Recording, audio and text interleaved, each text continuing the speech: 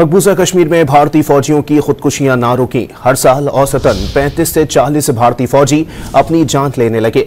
Kashmir media service report के मुताबिक 2007 से अब तक खुदकुशी करने वाले भारतीय फौजियों की तादाद 621 हो गई है। ज्यादातर वाकयात जहनी दबाव और गैर इंसानी हालात की वजह से हुए। भारतीय मीडिया रिपोर्ट्स में भारतीय क़यादत की नाकामी को खुदकुशियों का जिम्मेदार ठहराया गया।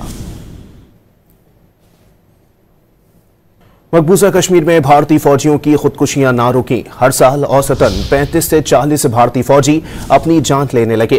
कश्मीर मीडिया सर्विस रिपोर्ट के मुताबिक 2007 से अब तक खुदकुशी करने वाले भारतीय फौजियों की तादाद 621 हो गई है।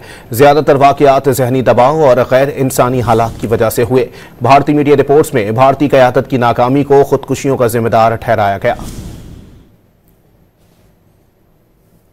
मकबूजा कश्मीर में भारतीय फौजियों की खुदकुशियां ना रुकी। हर साल औसतन 35 से 40 भारतीय फौजी अपनी जान लेने लगे। कश्मीर मीडिया सर्विस रिपोर्ट के मुताबिक 2007 से अब तक खुदकुशी करने वाले भारतीय फौजियों की तादाद 621 हो गई है। ज्यादातर वाकयात जहनी दबाव और गैर इंसानी हालात की वजह से हुए।